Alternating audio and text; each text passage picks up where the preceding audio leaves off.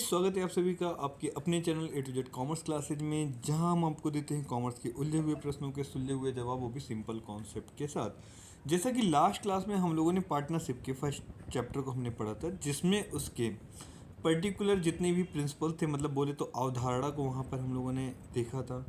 आज के जो चैप्टर में हम लोग देखने वाले हैं कि साझेदारी फर्म का पुनर्गठन कैसे होता है, ठीक है, जिसमें मेन मुद्दा रहेगा साझेदारों का प्रवेश। तो आज के चैप्टर की अगर हम बात करें तो ये जो है, यहाँ से क्वेश्चन सीधे सीधे आपके एग्ज़ाम में देखने को मिलेंगे। लास्ट वाले चैप्टर से भी आपको 2-4 क्वेश्चन मिलने वाले हैं, जो लास्ट में जब एग्ज़ाम करीब आएगा तो मैं इंपॉर्टेंट क्वेश्चन में बता दूंगा। और यहाँ इस चैप्टर से आपको न्यूमेरिकल पोर्शन स्पेशली आपको मिलने वाला है, चाहे वो अति लघु उत्तरीय में हो, चाहे वो दीर्घ उत्तरीय में हो, या फिर बड़े वाले क्वेश्चन में आपको 100% देखने को मिलेंगे। तो आज के चैप्टर हम लोग जो पढ़ने वाले वो साझेदार का पुनर्गठन कि क्या क्या अवधारणा है, उसकी क्या क्या विधियाँ हैं, इसके बारे में देखेंगे। साथ में हम देखेंगे कि साझेदार का प्रवेश जो है फर्म में अगर होता है तो उसके लिए कौन कौन सी पुस्तकों को तैयार करना रहेगा, लाभ हानि का जो विभाजन करना है, और नया लाभ हानि किस अनुपात में बनेगा, कैसे बनेगा, त्याग अनुपात क्या होता है, उसके बारे में हम लोग देखने वाले हैं। साथ में ही हम देखेंगे ख्याति, और ख्याति को जितने भी मेथड हैं उन सारे मेथड को, सारी विधियों को कैसे उसका भी हम लोग देखने वाले हैं, मूल्यांकन की विधियों को। फिर अगर कोई साझेदार की प्रवेश की अगर जितनी भी परिस्थितियाँ होती, उन परिस्थितियों में जो ख्याति का जो बंटवारा होता है, उस बंटवारे को कैसे क्या करेंगे, तो इन सारी चीज़ों का जो हम लोग डिटेल में यहाँ देखने वाले हैं। हाँ, लेकिन मैं फिर से आपको याद दिला दूँ, ये जो क्लास रहेगा सिर्फ थ्योरी का रहेगा। इसके बाद की जो भी क्लास आएंगे वो सीक्वेंस में पहले मैं चारों चैप्टर की मैं थ्योरी को मैं ख़त्म कर दूंगा, फिर उसके बाद मैं न्यूमेरिकल पोर्शन को आपको धीरे धीरे ला करके मैं देता रहूँगा, जो प्रीवियस ईयर क्वेश्चन के ऊपर बेस रहने वाले हैं। तो आई होप अगर वीडियो आपको अच्छा लगता होगा, लास्ट वीडियो आपने काफ़ी ज़्यादा इन्जॉय किया होगा। तो आइए हम लोग अपने वीडियो की स्टार्ट करते। तो देखिए, ज़्यादा मैं समय नहीं लूँगा, बस ये चीज़ समझना है कि साझेदारी फर्म के बारे में आपको ऑलरेडी पता है, ठीक है। साझेदारी फर्म का पुनर्गठन कब होता है, पुनर्गठन के बारे में सोचिएगा। देखिए, ध्यान दीजिएगा, इसके 4 कंडीशन हैं, ठीक है। चारों कंडीशन को भी हम बता देंगे। अब कंडीशन जो पहला है वो नए साझेदार का प्रवेश। नए साझेदार का जैसे ही प्रवेश हो जाएगा, साझेदारी फर्म को फिर से रिकंस्ट्रक्ट करना पड़ेगा, पुनर्गठन करना पड़ेगा। क्यों करना पड़ेगा? जैसे ए और बी ये दोनों पार्टनर थे, इन्होंने सी को बुलाया, चाहे जिसके भी हाथ पे बुलाया हो, ऐसे सारे कंडीशन में क्या हो जाएगा, फर्म का पुनर्गठन हो जाएगा। क्यों? क्योंकि अब जो है फर्म में नया कैपिटल जुड़ जाएगा। ये जो नए पार्टनर आएंगे ये अपने साथ कुछ गुडविल लेके आएंगे। उस गुडविल का कैसे बंटवारा होगा इन पार्टनर्स में, उसके बारे में निर्णय होगा। सेक्रीफाइस रेशियो निकालना होगा, न्यू प्रॉफिट शेयरिंग रेशियो को निकालना होगा। तो इन सारी चीज़ों के कारण जो है यहाँ पर क्या होगा, नए साझेदार का अगर प्रवेश होता है तो पुनर्गठन 100% होगा। 4 पॉइंट है, 4 पॉइंट ही याद रखिएगा। दूसरा जो है, नेक्स्ट वाला जो पॉइंट रहेगा, अगर नया साझेदार नहीं आता है, पुराना ही सिर्फ साझेदार है, तो पुराने साझेदार अगर अपने प्रॉफिट एंड लॉस को, मतलब profit loss sharing portion ratio को अगर चेंज करते हैं, तो ऐसे भी कंडीशन में क्या हो जाएगा, यहाँ पर जो है साझेदारी फर्म का पुनर्गठन हो जाएगा। मतलब कहने का मतलब है कि जो विद्यमान साझेदार हैं उनके मध्य अगर लाभ विभाजन का अनुपात में अगर परिवर्तन होगा, तो ऐसे कंडीशन में क्या हो जाएगा, साझेदारी को फिर से बनाना पड़ेगा। मतलब बनाना नहीं पड़ेगा, मतलब उसमें थोड़ा सा रिकन्स्ट्रक्शन करना पड़ेगा, रेशियो वगैरह सबको दिखाना होगा। फिर अगर कोई साझेदार अगर रिटायरमेंट ले रहा है और किसी साझेदार की अगर डेथ हो जाती है, ठीक है, सेवानिवृत्ति और डेथ, इन 4 कंडीशन में क्या हो जाएगा, साझेदारी फर्म का पुनर्गठन होता है। ये याद रखिएगा आप लोग, ठीक। अब जो मेन पॉइंट आता है, जो इस चैप्टर का जो बेस है, वो साझेदारी फर्म का या साझेदारी फर्म में साझेदार का प्रवेश है, ठीक है। अब यहाँ देखिए दिया हुआ है, जब किसी साझेदार को फर्म की अतिरिक्त पूंजी की आवश्यकता पड़ती है, या किसी स्किल्ड पर्सन या एक अच्छे मैनेजर की आवश्यकता पड़ती है, या दोनों की आवश्यकता पड़ती है, तो जो विद्यमान साझेदार हैं वो क्या करेंगे, साझेदार में नए साझेदार को ढूंढना शुरू कर देंगे और उनका प्रवेश करा देंगे, जिससे उनका व्यापार सुचारू रूप से चलता रहे। देखिए, मोस्ट ऑफ द पर्सन क्या होता है कि आपने एक मूवी देखा होगा, पुष्पा में होता है कि वो चंदन की लकड़ी का डील करता है। चूँकि जो पुष्पा होता है वो ट्रक चलाता है, और उसने वो चंदन का जो पूरा एक गट्ठर था उसको एकदम बचा लेता है पुलिस के हाथों से। वो ले जाता है ना, वो कुएं में डुबा देता है, और उस तरह करके फिर बाद में उन लोगों को सौंप देता है। तो उसके सामने रखा जाता है कि चलो जितना प्रॉफिट है उसका 5% तुम ले लेना। तो पुष्पा बोलता नहीं, मेरे को 5% नहीं चाहिए, मेरे को 4% चाहिए, लेकिन 4% के साथ मुझे जो है पार्टनरशिप चाहिए। और जो सिंडिकेट का जो भी मालिक रहता है वो तैयार हो जाता है कि हाँ ठीक है भाई डन, क्योंकि स्किल्ड पर्सन मिल गया है, एक बढ़िया पर्सन मिल गया उसके बिहाफ पे। ठीक है, तो आइए आगे देखते हैं हम लोग नए साझेदार के प्रवेश को। जब भी होता है फर्म की दो मुख्य अधिकार प्राप्त होते हैं। क्या क्या अधिकार प्राप्त होते हैं? पहला जो है परिसंपत्ति है, उसमें भाग लेने का अधिकार होता है। भविष्य में होने वाले लाभ जो है उस पर उसका अधिकार होता है। इन्हीं दो मुख्य कारण की वजह से कोई भी पार्टनर क्या होता है, किसी साझेदारी फर्म में आता है। जाहिर सी बात है, आपने देखा होगा पुष्पा भी क्यों आया भाई। पुष्पा इसीलिए आया ना कि जो सिंडिकेट है, सिंडिकेट की जो परिसंपत्तियाँ हैं उसमें डील करेगा, प्रॉफिट होगा, प्रॉफिट को आपस में बटेगा और बाद में फिर पुष्पा झुकेगा नहीं, साला वाली स्थिति हो जाती है। अयो, यहाँ तक आप लोगों को सारे पॉइंट समझ में आ गए होंगे। आगे देख लीजिए कि यहाँ पर जो है आपको क्या क्या करना पड़ेगा जब कोई नया साझेदार आएगा। ये जितनी पॉइंट हैं ये सारे पॉइंट जो है आपको न्यूमेरिकल पोर्शन में सॉल्व करने होंगे।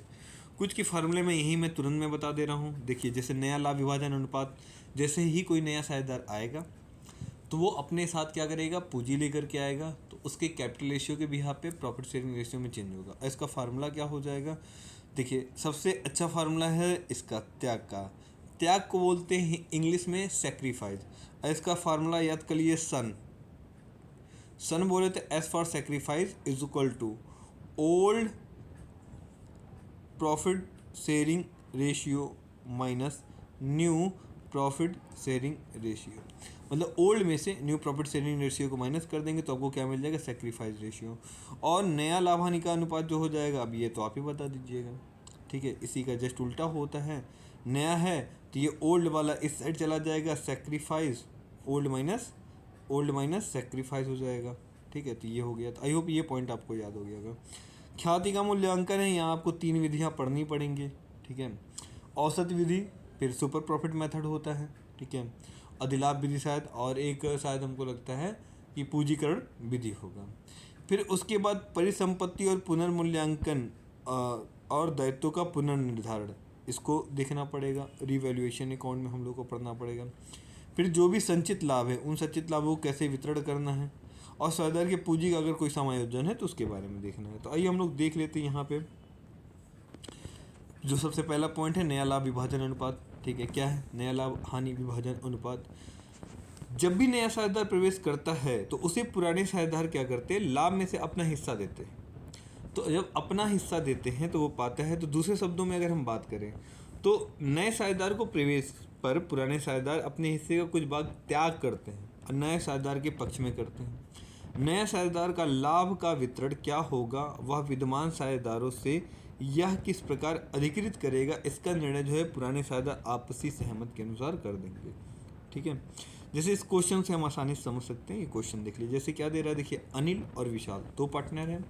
लाभ हानि का विभाजन जो पहले था वो 3:2 का था। सुमित आया, सुमित को जो है 1/5 भाग मिला। अब देखिएगा 2 चीज़ यहाँ पर, एक चीज़ क्लियर कर लीजिएगा। पहले थे अनिल और विशाल, ये दोनों मिलकर के अगर फर्म में 5 रुपये का अगर प्रॉफिट होता था तो अनिल और विशाल ले लेते थे। ठीक है, अब जो है देखिए सुमित आ रहा है कितने के लिए, 1/5 हिस्से के लिए आ रहा है। अब देखिए ये जो अब भी प्रॉफिट, टोटल प्रॉफिट अगर 5 होगा तो उसमें से सुमित का जो हिस्सा 1 हो जाएगा, बाकी बचा जो 4 रुपया वो किसका होगा, वो आपके अनिल का होगा और विशाल का होगा। यहाँ पे ये देखेंगे पुराने में वो लोग 5 रुपये आपस में बांट रहे थे, लेकिन नए वाले में 4 रुपये बांट रहे थे। अब 1 रुपये का लॉस हो गया। अब 1 रुपये का लॉस किसके लिए हुआ, अनिल के लिए और विशाल के लिए। 1 रुपया गया है किसके हिस्से में, वो सुमित के हिस्से में चला गया है ना। अब तो यहाँ जो लाभ, मतलब एक तरह से अगर बात करें अनिल के लिए और विशाल के लिए, एक तरह का लॉस हुआ कि भाई उनकी वैल्यू क्या हो गई है, कम हो गई है। ठीक है, लेकिन ये लॉस गया किसके हिस्से में, तो लॉस गया है आपके सुमित के हिस्से में गया है। यही चीज़ क्या है, यही चीज़ है त्याग का अनुपात है। ठीक, तो क्वेश्चन देख लीजिए यहाँ पे। अब देखिए शेष भाग यहाँ लिखा हुआ है, जो 1 - 1/5 इसको सॉल्व किया है। अच्छा, यहाँ पे मैं आपको एक छोटा शॉर्टकट में बता दे रहा हूँ कि जब भी कोई नया साझेदार आएगा अपने साथ 1/5 भाग लेकर के आएगा, तो यहाँ पर शेष भाग निकालने के लिए आपको ये वाला करने की ज़रूरत नहीं है। आप सीधे बस करिए कितना हिस्सा 1/5 है, आप हर में से अंश को माइनस कर लीजिए। मतलब कि डिनोमिनेटर में से न्यूमरेटर को माइनस कर लीजिए, आपका सीधा 5 में से आप 1 को माइनस करें कितना आएगा, 4 आएगा, 4/5 हो जाएगा। यही आपका रिमेनिंग पार्ट हो जाएगा, मतलब शेष भाग हो जाएगा। क्लियर है यहाँ तक? अब शेष भाग का 3/2 हिस्सा ये ले लेंगे आपके अनिल, 3/5 हिस्सा, ठीक है, अनिल ले लेंगे, और विशाल जो है 2/5 हिस्सा ले लेंगे। ये सेम चीज़ यहाँ हुआ है, देखिए कि 3/5 का 2/5, 3/5 का, ठीक है, यहाँ ये देखिए ये हिस्सा है ना, इसको बीच में कैलकुलेशन हो गया, 12 आ गया, 18 आ गया। अब देखिए 1/5 था, अब 1/5 को भी हमको क्या करना पड़ेगा, 5 करना होगा। यहाँ रेशियो में उसने गलत किया है, ठीक है। कैसे गलत किया, देखिए अब वो तो आया था 1/5 के लिए, यहाँ 4 3 हाँ 5 5 5 5, ठीक है। तो यहाँ पे जो इनका रेशियो आएगा 12 और 20 पर नहीं, सही है, ठीक है। तो ये हो गया आपका, इनका यहाँ पे आ गया। तो आई होप ये पॉइंट आपको समझ में आया। जैसे हम यहाँ देखिए भी दिनेश को 1/5 भाग के लिए फर्म में प्रवेश करते हैं, ठीक है।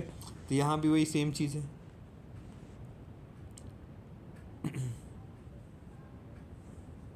ठीक है। तो इन क्वेश्चन को हम इन फ्यूचर जो है आपसे लगवाएंगे और खुद भी लगाएंगे।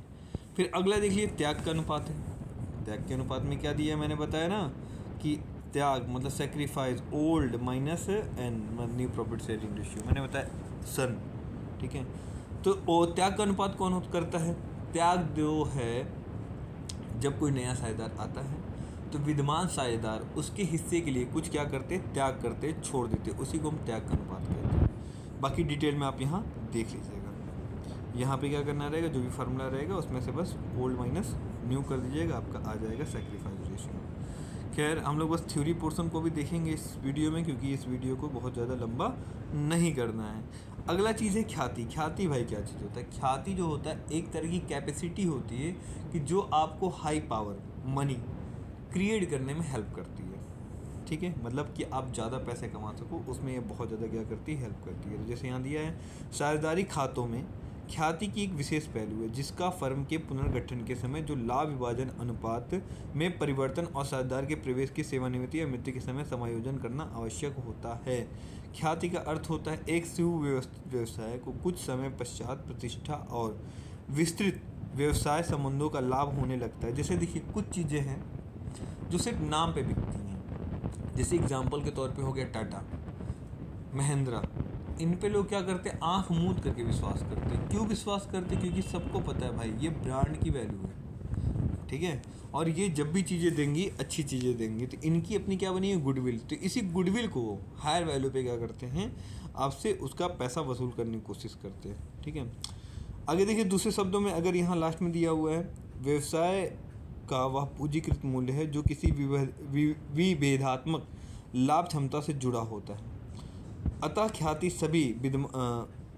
तभी विद्यमान होगा जब फर्म सामान्य लाभों से अधिक लाभ अर्जित करने की मतलब सक्षम रहे। कहने का मतलब ये है कि देखिए हम देखते अलग अलग दुकानों पे एक ही चीज़ के अलग अलग रेट रहते हैं। जैसे अगर आपको बर्गर खाना आप ठेले पे खाएंगे तो आपको 20 रुपये का मिल जाएगा, वहीं मैकडोनल्ड्स में आप खाने जाएंगे तो वही बर्गर आपको 50 रुपये का मिलेगा, लेकिन दोनों की क्वालिटी में थोड़ा सा चेंज रहेगा। यही क्वालिटी जो है हाईली कैपेसिटी बनाएगा, जो उसकी गुडविल को क्या करेगा, क्रिएट करेगा। तो ये पॉइंट आपको समझ में आ गया होगा। अब ख्याति के मूल्य को प्रभावित करने वाले कौन कौन से कारण हैं, तो भैया व्यवसाय जितना अच्छा तरीके से सजा धजा रहेगा, व्यवसाय का स्वरूप उतना जितना अच्छा रहेगा उतना अच्छा ख्याति रहेगा। स्थान फिक्स होना चाहिए, पता चला आज यहाँ लगा है, कल कहीं और लगा है, परसों कहीं और लगा है, तो जाहिर सी बात है। या आपने देखा होगा कुछ व्यवसाय ऐसे होते जो फॉरेन के होते हैं, दोस्त सामान लेकर के अरे बोले भैया बाहर से सामान आया है, फॉरेन से आया है, सऊदी से आया है, मलेशिया से आया है ना, वैसा बोलते हैं ना। प्रबंध में निपुणता, जितना अच्छा प्रबंधक रहेगा, जैसे गूगल के CEO कौन है, सुंदर पिचाई, तो उनके नाम पे भी कितना अच्छा ख्याति बना हुआ है। बाज़ार की स्थिति मतलब अच्छी होनी चाहिए कि ताकि आप जो है बाज़ार में अपने आप को प्रतियोगी बन सकें और ज़्यादा ज़्यादा अपने प्रॉफिट मेक कर सकें। विशेष लाभ, ठीक है, जिस फर्म को आयात लाइसेंस, बिजली की निम्न दर व निरंतर आपूर्ति का आश्वासन हो, मतलब ये विशेष लाभ होता है। मतलब एक तरह से इनको सब्सिडी वगैरह भी प्रोवाइड हो जाती है, तो ये चीज़ें होगी। तो आई होप ये पॉइंट आपको समझ में आ गया होगा।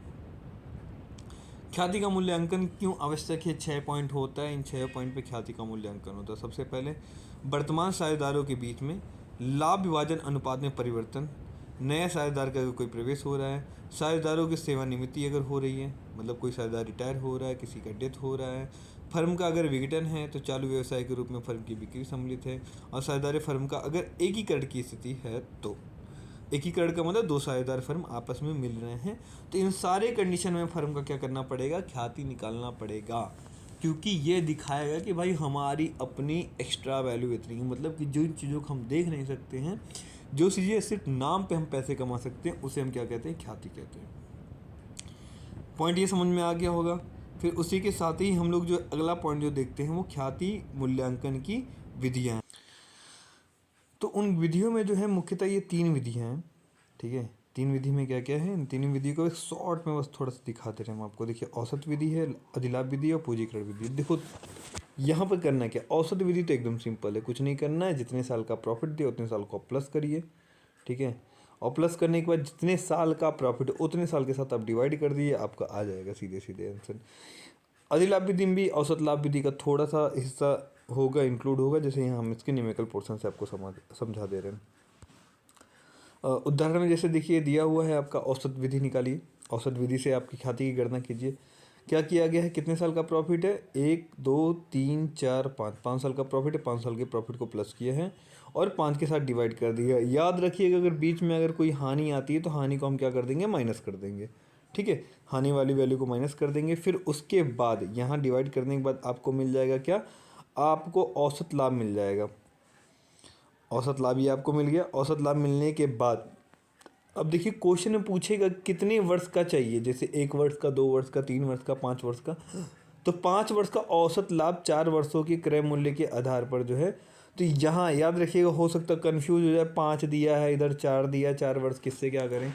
तो जिसके साथ क्रय वर्ड जुड़ा रहेगा उतने के साथ आपको क्या करना है? मल्टीप्लाई कर लेना है। कौन सी वैल्यू के साथ? जो आपका एवरेज प्रॉफिट आया रहेगा उसके साथ। यूपीए पॉइंट आपको समझ में आ गया होगा। हम लोग आगे बढ़ते हैं अधिलाभ विधि में। अधिलाभ विधि में बस सबको देखिए क्या करना है, यहाँ पे भी देखिए सेम वही चीज़ है। ये क्या करते हैं? इसको प्लस, अच्छा ये इसका एक दूसरा मेथड है। दूसरा मेथड में इसको वेटेड मेथड बोलते हैं। वेटेड मेथड में जैसे यहाँ देखिए क्वेश्चन दे देगा, क्वेश्चन में आपको बता देगा कि ये साल हो गया, इतने साल का ये प्रॉफिट है, वेट मिनट, ये इतने साल का ये है, साल हो गया, इतने साल का प्रॉफिट है।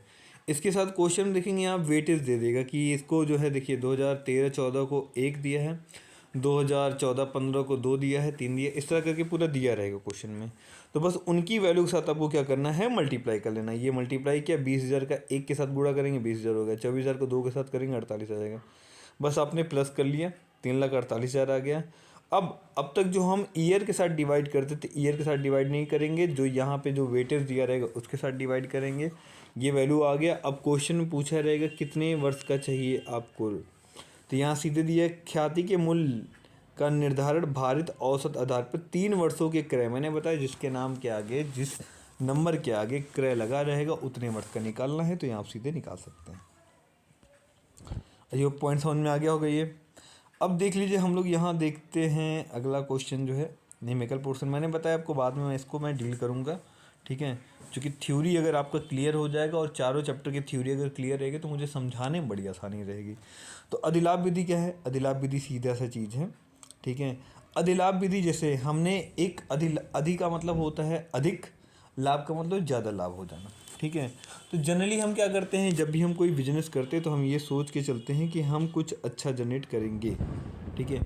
हम पहले समझ लेते हैं कि अगर हम 10 लाख रुपए का अगर बिजनेस में इन्वेस्ट किए हैं तो मान के चलिए हम 15 लाख रुपए कमाएंगे, मतलब 5 लाख रुपए मेरा क्या हो जाएगा? प्रॉफिट हो जाएगा। और इत्तेफाक से बिजनेस इतना अच्छा चल जाता है कि प्रॉफिट जो है 8 लाख रुपए का होता है। तो ये एक्स्ट्रा जो 3 लाख रुपए आ जाते हैं आपके पास, ठीक है, ये एक्स्ट्रा 3 लाख रुपए जो आ जाते हैं यही आपके क्या कहलाएंगे? अधिलाभ कहलाएंगे, ठीक है। क्वेश्चन में यहाँ दिया हुआ है जैसे ख्याति मूल्यांकन के औसत विधि से आधारभूत मान्यता यह है कि जब नया व्यवसाय स्थापित किया जाता है तो यह अपने संचालन के प्रथम प्रारंभिक कुछ वर्षों में कोई लाभ अर्जित नहीं कर पाता है। जाहिर सी बात है, शुरू के वर्षों में तो लाभ नहीं ही होना है। अतः उस व्यक्ति को जो चालू व्यवसाय खरीदता है और ख्याति के रूप में व्यवसाय को प्रथम कुछ वर्षों से प्राप्त होने वाले लाभ के बराबर राशि का भुगतान भी करना होता है। तो यह विवादपूर्ण है कि क्रेता का वास्तविक लाभ उसके कुल लाभ में निहित है या नहीं, मतलब इस तरह की एक समस्या आती है। खैर इस पर बहुत ज़्यादा आपको फोकस नहीं करना है, बस इतना याद रखना है। देखिए बताइए जाएगा सामान्य लाभ क्या है। सामान्य लाभ का मतलब ये हो गया कि पार्टनर ने पूंजी को इन्वेस्ट किया, उस पर कितने रेट परसेंट से आपको रिटर्न मिलने वाला है, पता चला 10% से मिलेगा तो ये आपको 10% का रिटर्न दे देगा। ये 100% मतलब परसेंट के अपॉन में 100 लगा है यहाँ पे, ठीक है। तो यहाँ मैं आपको बता दूँ इसमें करना क्या। देखिए 3 चीज़ें हैं। औसत लाभ गणना करना है, सबसे पहले क्वेश्चन में दिया है। फिर उसके बाद जो है आपका विनियोजित जो पूंजी है, जितना आप पैसा लगाए रहेंगे तो उसका रेट निकालना है, कितने परसेंट से कितना सामान्य लाभ आ रहा है। और फिर उसके बाद जो है इसमें मतलब पॉइंट 1 पॉइंट 2 में हम क्या करेंगे, डिफरेंस निकाल देंगे। तो हमें यहाँ पे पता चल जाएगा कि हमने कितना अधिक लाभ कमाया हुआ, और लास्ट में उतने वर्षों के साथ क्या कर देंगे, गुणा कर देंगे। जैसे यहाँ दिया हुआ है 31 मार्च 2014 को 5 लाख रुपए फर्म की पूंजी से, मतलब ये किया गया फर्म की पूंजी है, और पिछले 5 वर्षों का लाभ है 40,000, 50,000, 55,000, 70,000 और 85,000। तो सबसे पहले देखिए सामान्य लाभ क्या आएगा। 5 लाख पर 10% का रिटर्न मिलना है, तो ये आपका हो गया 50,000 रुपये, ये सामान्य लाभ हो गया। औसत लाभ निकाल लीजिए। औसत लाभ में क्या करना है कि 40, 50 और 55 इन सबको जोड़िए। 40, 50, 55, 70 और 85 को जोड़ा गया 3 लाख आया। 5 वर्षों का है तो 60,000 आ गया, ठीक है। अब देखिए क्या करना है, अधिलाभ कैसे पता चलेगा। जो आपका सामान्य लाभ आया है उसमें से औसत लाभ को माइनस कर देंगे। 10,000 रुपये आपका आया है, ये 10,000 रुपये का जो डिफरेंट है यही आपका अधिलाभ है। ख्याति क्या होगा कि जितने वर्ष का पूछा रहेगा उसके साथ क्या कर देंगे, मल्टीप्लाई कर देंगे। तो आई होप ये पॉइंट आपको समझ में आ गया होगा। आइए आगे बढ़ते हैं। नेक्स्ट वाला है कहाँ गया भाई, पूंजी लाभ विधि है, हाँ पूंजीकरण विधि। देखिए पूंजीकरण विधि का क्या है। पूंजीकरण विधि के में नाम से ही पता चल रहा है कि यहाँ पूंजी का कहीं ना कहीं काम होने वाला है, ठीक है। तो इसमें दोनों ही विधि जो हम लोग ऊपर पढ़ते हैं, औसत लाभ का या फिर अधिलाभ, दोनों में से इसको क्या करना होगा, हमें यूज़ करना होगा इसके क्वेश्चन में, ठीक है। इसका आप स्क्रीन शॉट करके रख लीजिएगा। औसत विधि में औसत के अनुसार आप क्या निकाल लेंगे, प्रॉफिट निकाल लेंगे, औसत लाभ निकाल लेंगे, ठीक है। फिर उसके बाद जो है पूंजीकृत करके इसको सॉल्व कर लेंगे। ये इसके क्वेश्चन से समझ लेते हैं, हमको लगता है उधर से आसानी होगा। बाकी यहाँ दिया हुआ है ये, इसको आप पढ़ लीजिएगा। जैसे यहाँ देखिए दिया हुआ है, एक व्यवसाय है पिछले 10 वर्षों में 1 लाख रुपए का औसत लाभ अर्जित करता है। देखिए एवरेज प्रॉफिट दे दिए यहाँ पे सीधे। और इसी प्रकार के व्यवसाय में प्रति फल जो है उसका समान दर कितना है, 10%। यदि व्यवसाय का निवल परिसंपत्ति का जो मूल्य है 8,20,000 रुपये है, तो पूंजीगत औसत, देखिए नाम जुड़ा रहेगा, पूंजीगत औसत लाभ विधि द्वारा ख्याति का मूल्यांकन करिए। तो सबसे पहले क्या दिया हुआ है, 1 लाख रुपये, वो तो आपका दिया हुआ है, वो साइड कर लीजिए आप लोग, ठीक है। औसत लाभ का है कितना, समान दर कितना है, 10% है। देखिए 1 लाख जो है वैल्यू है वो 10% की वैल्यू है, तो कुल औसत लाभ कितना हो जाएगा या कुल लाभ कितना हो जाएगा, कुल लाभ हो जाएगा आपका 10 लाख रुपया। निवल परिसंपत्ति कितनी है, तो 8,20,000 रुपये है, तो ख्याति कितना हो जाएगा, 1,80,000 रुपये। सिंपल सा क्वेश्चन, इधर बहुत ज़्यादा टफ होता नहीं है, ठीक है। आइए देख लीजिए, आगे बढ़ते हैं। आगे बढ़ने में क्या है, ख्याति का व्यवहार क्या है, ठीक है। तो ख्याति के बारे में तो ऑलरेडी पता है। अच्छा हाँ, ख्याति के बारे में आपको उसमें पूछ सकता है क्या बोलते हैं, MCQ में वो पूछ सकता है ख्याति किस प्रकार की संपत्ति है, तो अमूर्त संपत्ति है। ये पॉइंट आप याद रखिएगा। अब देखिए यहाँ पर क्या दिया हुआ है, ख्याति का व्यवहार। जैसे कि हम पहले भी बताया, मतलब पहले भी हम जानते हैं कि नया साझेदार फर्म के लाभों में स्वयं के दावों की पूर्ति और पुराने साझेदारों के लाभों के अनुपात में कमी की क्षतिपूर्ति अतिरिक्त धनराशि से करता है, जिससे नए साझेदार द्वारा लाई गई ख्याति को प्रतिफल कहते हैं। नया साझेदार जब भी बिजनेस में आएगा, अपने साथ अगर पूंजी लेकर के आएगा, तो उसका लेखा क्या होगा, करना पड़ेगा। कहाँ पर, अपने जो भी नए पार्टनर्स रहेंगे वो जो है अपने सेक्रीफाइस रेशियो में उस ख्याति को नए साझेदार द्वारा लाई गई ख्याति को आपस में बांट लेंगे। तो सबसे पहले क्या दिख रहा है, जब नया साझेदार ख्याति की धनराशि नगद लाता है तो नगद आएगा तो bank account debit, bank account को डेबिट कर दिया जाएगा, गुडविल प्रतिफल खाता, ठीक है। इसको शायद हमको लगता है प्रीमियम ऑफ गुडविल भी बोल देते हैं, गुडविल अकाउंट भी आप लिख सकते हैं, दोनों में से कुछ भी लिख सकते हैं। फिर उसको क्या करेंगे, पुराने जो साझेदार रहेंगे उनके बीच में बांट दिया जाएगा। तो यही वाली वैल्यू यहाँ पे आ जाएगी ख्याति खाता, मतलब goodwill account debit to old partners capital account. किस रेशियो में बटेगा, आपको old ratio sorry sacrifice ratio में यहाँ पे बटने वाला है। जैसे माना कि उसने 10 लाख रुपए का ख्याति लेकर के आया, 10 लाख रुपए हो गया, ठीक है। पुराने साझेदार थे, 2 साझेदार थे, तो यहाँ आपका 10 लाख रुपए का डेबिट हो गया। पुराने साझेदार 2 थे, 50-50 का था, 1:1 का था, तो 50,000 ए ने ले लिया, 50,000 बी ने ले लिया। तो इस तरह करके इसकी एंट्री कर देंगे हम लोग। क्लियर पॉइंट यहाँ पे।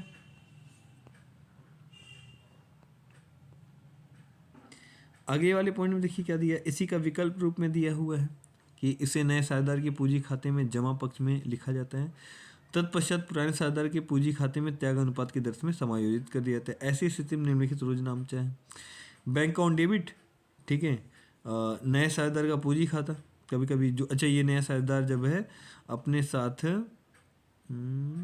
पूंजी लेकर के आएगा तो उसके लिए हो जाएगा, ठीक है।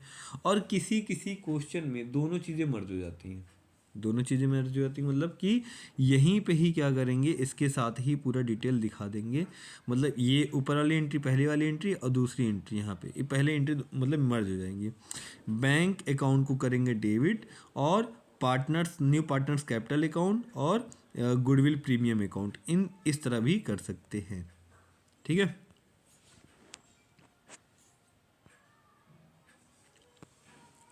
ये आपका क्वेश्चन है, क्वेश्चन को बाद में सॉल्व कराएंगे ही कराएंगे हम। आगे देख लीजिए, आगे बढ़ते हैं हम लोग। जो है ख्याति लगभग ख़त्म होने जा रहा है। हाँ, ये वाला पॉइंट है, देख लीजिए। जब नया साझेदार पूर्णतः अथवा आंशिक ख्याति नहीं लेकर के आता है, मतलब जब साझेदार जो है नया साझेदार अपने साथ नहीं लेके आता तो क्या होगा, इस स्थिति में नए साझेदार द्वारा नहीं लाई गई धनराशि को नए साझेदार के चालू खाते के नाम और पुराने साझेदार पूंजी खाते में त्याग अनुपात की दर से जमा किया जाता है। और इसमें 2 परिस्थितियां हो सकती हैं, क्या है, पुस्तकों में ख्याति ऑलरेडी विद्यमान है, ठीक है, या फिर पुस्तकों में ख्याति विद्यमान ही नहीं है। जब ख्याति पुस्तकों में विद्यमान नहीं है तब पुराने साझेदार के खातों के जमा पक्ष पर ख्याति की राशि लिखी जाएगी, ठीक है, और नए साझेदार खाते को नहीं लाई गई ख्याति की राशि से नाम कर दिया जाएगा, डेबिट कर दिया जाएगा। देखिए यहाँ एक चीज़ समझिएगा, हाँ देखिए, कभी कभी नया साझेदार आंशिक रूप से ख्याति का प्रतिफल लेकर के आता है। ऐसी स्थिति में नए साझेदार के चालू खाते को नहीं लाई गई ख्याति की राशि से नाम कर दिया जाएगा ना। उदाहरण के लिए 50,000 रुपये की ख्याति के अंश के लिए नए साझेदार केवल 20,000 रुपये ही लेकर के आता है, तो बैंक अकाउंट ये हो गया, जो लेकर के आया उसका हो गया। जो नहीं लेकर के, अब देखिए यहाँ पे ख्याति लाना कितना चल रहा, ख्याति इसने 20,000 रुपये ही लेके आया, लेकिन अब यहाँ पर नए साझेदार के पूंजी खाते में नाम कर दिया जाएगा, मतलब 30,000 रुपये की, भाई याद रखियो अगली बार फिर लेकर के आना है। और पुराने साझेदार की जो रहेंगे वो क्या हो जाएगा, 50,000 रुपये आपका हो जाएगा, ठीक है। आगे देख लीजिए, जब ख्याति राशि ऑलरेडी विद्यमान हो, ठीक है, तो उसमें क्या है, यदि प्रवेश के समय ख्याति फर्म की पुस्तकों में विद्यमान है तो इस धनराशि को पुराने साझेदार के पूंजी खातों से उनके पुराने लाभ अनुपात में विभाजित कर दिया जाता है। देखिए पुराना फर्म है और पुराने ही साझेदार हैं और पुरानी ख्याति है, तो पुराने साझेदार क्या करेंगे, उस ख्याति को अपने पुराने लाभ अनुपात में आपस में बांट लेंगे, नए साझेदार से कोई लेना देना नहीं है। इसके पश्चात ख्याति की नई राशि का प्रभाव पुराने साझेदारों की पूंजी खातों की जमा पक्ष की ओर और नए साझेदार के चालू खाते के नाम पक्ष की ओर क्या हो जाएगा, पड़ेगा। जैसे पुराने साझेदार ने क्या कर दिया, लाभ हानि विभाजन अनुपात में बांट दिया है, ठीक है, ख्याति की मूल्य हो गया, पुराने साझेदार का ये हो गया, ठीक। आगे पॉइंट है आपका लेखांकन मानक अकाउंटिंग स्टैंडर्ड 26 में जो है अमूर्त संपत्ति के बारे में बताया गया है, ठीक है, ये दिखाई नहीं देती है लेकिन ये बिजनेस में होती हैं। ये कैपेसिटी, अर्निंग कैपेसिटी को क्या करती है, इन्हांस कर देती है, बढ़ा देती हैं।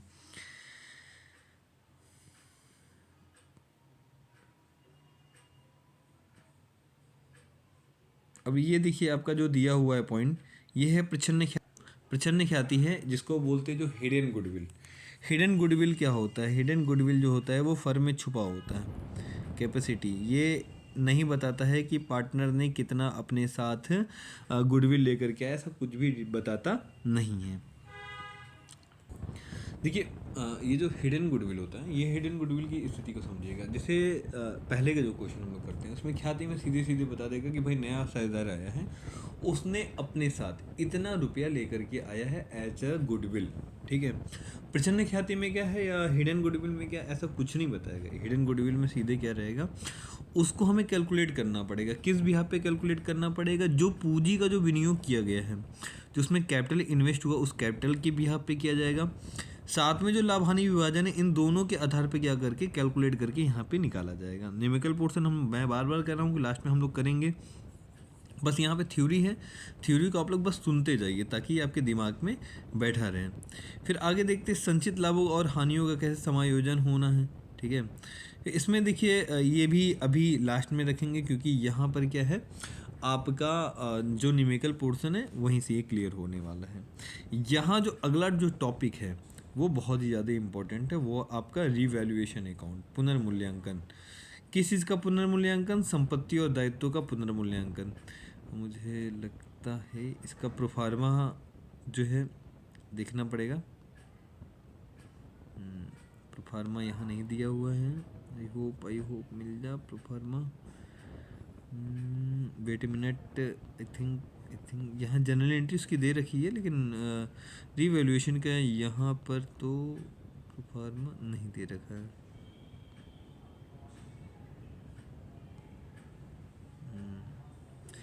एक मिनट रुकिएगा, मैं आप लोगों के लिए प्रोफार्मा लेकर के आता हूँ।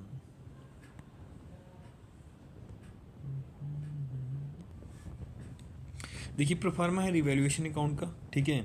यहाँ पर आपको करना क्या है, देखिए जब भी आपको एसेट्स डिक्रीज दिखेगा वो आपको क्या करना है, डेबिट साइड में लिखना है। और डिक्रीज का उल्टा होता है इंक्रीज। जैसे ही आपको एसेट जो है इंक्रीज दिखेगा उसको आपको क्रेडिट साइड में लिखना है। एसेट्स का उल्टा होता है लाइबिलिटी। लाइबिलिटी अगर इंक्रीज होगा तो उसको हम डेबिट में लिखेंगे, और लाइबिलिटी अगर डिक्रीज होगा तो उसको हम क्रेडिट में लिखेंगे। अनरिकॉर्डेड लाइबिलिटी है तो वो आपका डेबिट साइड में हो जाएगा, और अनरिकॉर्डेड एसेट्स है तो वो आपका क्रेडिट साइड में हो जाएगा। और ये जो है जब हम दोनों साइड को इक्वल करने की कोशिश करेंगे तो एक साइड ज़्यादा आएगा, एक साइड कम आ जाएगा। तो उस बैलेंस को क्या करना रहेगा, सेटल करने के लिए ये वाला हिस्सा निकालते हैं। जैसे यहाँ पे प्रॉफिट, अगर क्रेडिट ज़्यादा होगा डेबिट कम होगा तो आपको प्रॉफिट होने वाला है। डेबिट अगर ज़्यादा हो जाएगा और क्रेडिट आपका कम हो जाएगा तो लॉस होने वाला है, ठीक है। तो इस प्रोफार्मा को आप याद रखिएगा, क्योंकि वहाँ पर जो है ऑलरेडी दिया हुआ है आपका इसका जनरल एंट्री। तो जनरल एंट्री पे आप फोकस तो कर ही सकते हैं, लेकिन मोस्ट ऑफ द टाइम में ये क्वेश्चन जो है रिवैल्यूएशन के प्रोफार्मा पे ही पूछता है। रिवैल्यूएशन के बारे में थोड़ा सा यहाँ देख लीजिए कि जब भी कोई नया शेयरदार प्रवेश करता है तो यह गणना जो है फर्म की जितनी भी परिसंपत्तियाँ होती हैं उनका वर्तमान मूल्य को फाइंड आउट करने के लिए ऐसा किया जाता है। और जो है जो भी लाइबिलिटी है, लाइबिलिटी को फाइंड आउट किया जाता है कि भैया स्थिति क्या चल रही है फर्म का, इस फर्म की स्थिति को जानना बेहद ही ज़रूरी है। तो इस वजह से फर्म का मूल्यांकन किया जाता है, ठीक है। और यहाँ पर अगर हो सकता अगर आपको कन्फ्यूजन हो तो मैं एक चीज़ मैं बता दे रहा हूँ, ये चीज़ आप याद रखिएगा, बहुत ज़्यादा हेल्प करने वाला है, क्योंकि इसके लिए मैं एक अलग से मैं वीडियो बनाने वाला हूँ। याद रखिएगा CGLD स्क्वायर, ठीक है।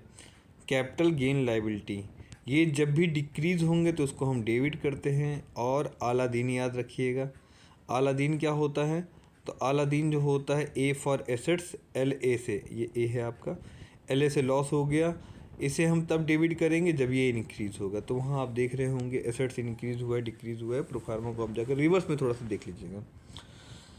फिर आगे हम लोग बढ़ते हैं। कोशिश यही रहती है मेरी क्लास बहुत ज़्यादा लंबी ना चली जाए, लेकिन क्या ही बताएं।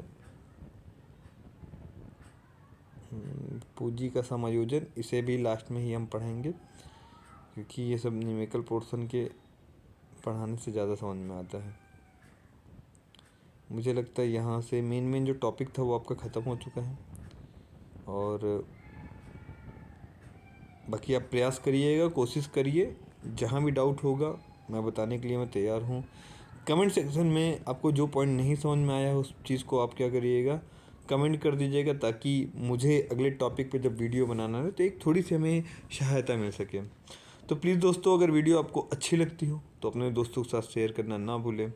ये वीडियो स्पेशली हिंदी भाषी बच्चों के लिए बनाया गया है, यूपी बोर्ड के बच्चों के लिए बनाया गया। तो अगर आपका सपोर्ट मिलेगा तो मुझे मोटिवेशन मिलेगा, और अगर ये मोटिवेशन मिलता रहा तो आगे आने वाले समय में जितने भी यूपी बोर्ड के जो बच्चे हैं उनको हाई क्वालिटी में वीडियो प्रोवाइड करने की कोशिश करूँगा। अभी तो मैं ये टैब पे बना रहा हूँ, आपका साथ मिला तो मैं आपको जो है बड़ी स्क्रीन पे मैं पढ़ाने वाला हूँ। मैं चाहता हूँ कि हिंदी को ज़्यादा से ज़्यादा प्रमोशन मिले, ज़्यादा से ज़्यादा उससे सम्मान मिले। यहीं पे मैं अपनी वाणी को विराम देता हूँ। जय हिंद, जय भारत। याद रखिएगा कॉमर्स एकेडमी, याद रखिएगा A to Z कॉमर्स, और अपने दोस्तों के साथ शेयर करना ना भूलें।